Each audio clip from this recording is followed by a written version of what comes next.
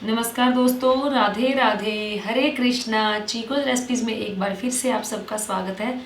तो आज मैं आपको सुनाऊंगी कार्तिक महात्म्य का 30वां अध्याय, जो कि इस प्रकार से है।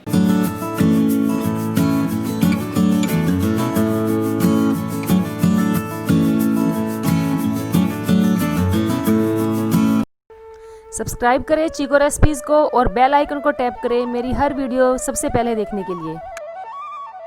कार्तिक मास की कथा करती भव से पार, 30वां अध्याय लिखूं हुई हरि कृपा अपार।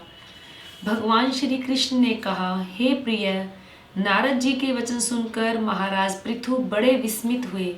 अंत में उन्होंने नारद जी का पूजन करके उनको विदा किया। इसीलिए माघ, कार्तिक और एकादशी, यह तीनों व्रत मुझे अत्यधिक प्रिय है। वनस्पतियों में तुलसी, महीनों में कार्तिक, तिथियों में एकादशी और क्षेत्रों में भी प्रयाग मुझे बहुत प्रिय है। जो प्राणी जितेंद्रिय होकर इनका सेवन करता है, वह यज्ञ करने वाले मनुष्य से भी अधिक प्रिय लगता है। जो प्राणी विधि से इनकी सेवा करते हैं, उनके मेरे अनुग्रह से सब पाप दूर हो जाते हैं।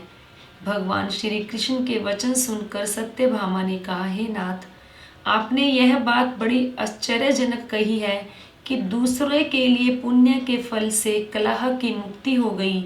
यह प्रभावशाली कार्तिक मास आपको अधिक प्रिय है कि जिससे पति द्रोह का पाप केवल स्नान के पुण्य से ही नष्ट हो गया। दूसरे मनुष्य द्वारा किया हुआ पुण्य उनके देने से कैसे मिल जाता है, यह आप मुझे बतलाइए। तब भगवान श्री कृष्ण ने कहा, बिना दिया हुआ पुण्य और पाप जिस कर्म द्वारा मिलता है वो सुनो।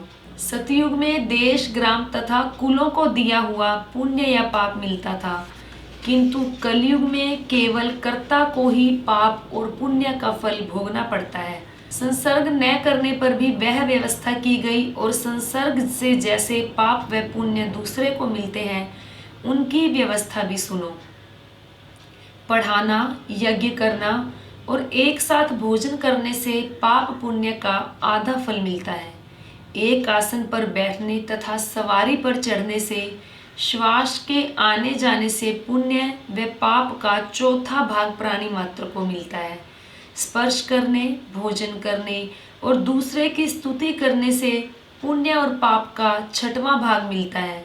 दर्शन करने, सुनने तथा ध्यान करने से मनुष्य को पुण्य और पाप का 10वां अंश मिलता है। दूसरे की निंदा, चुगली और धिक्कार करने से उसका 7वां भाग मिलता है। पुण्य करने वाले मनुष्यों की जो कोई सेवा करता है, वह सेवा का भाग लेगा और अपना पुण्य उसे दे देता है।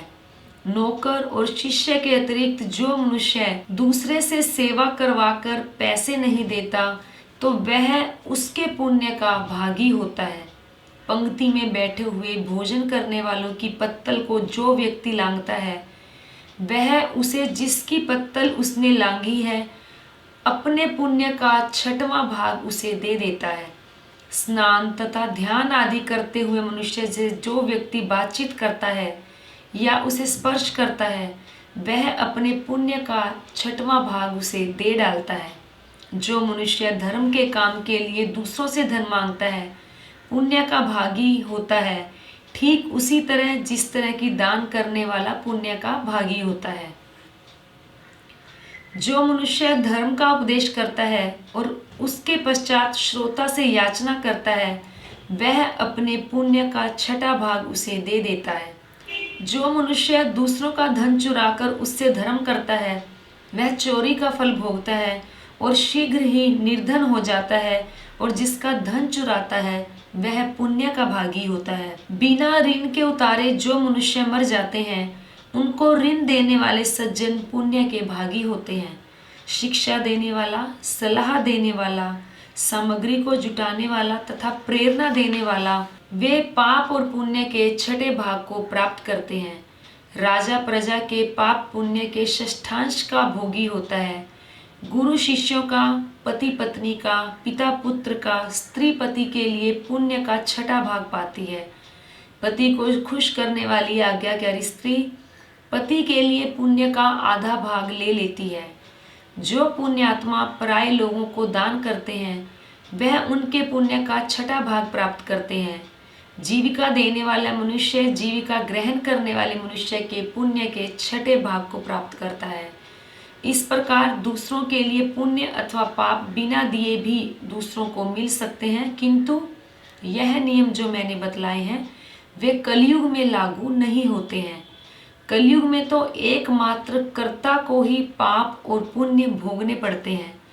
इस संबंध में एक बड़ा पुराना इतिहास है जो कि पवित्र भी है और बुद्धि को देने वाला भी कहलाता है। ध्यान से सुनो। तो ये था 30वां अध्याय जो मैंने आपको सुनाया। उम्मीद करती हूँ जरूर पसंद आया होगा। तो लाइक करें, शेयर करें, चैनल को सब्सक्राइब करना बिल्कुल ना भूलें। हमेशा की तरह अपने सुझाव देते रहे। आज के लिए इतना ही, फिर मिलते हैं। धन्यवाद। हरे कृष्णा।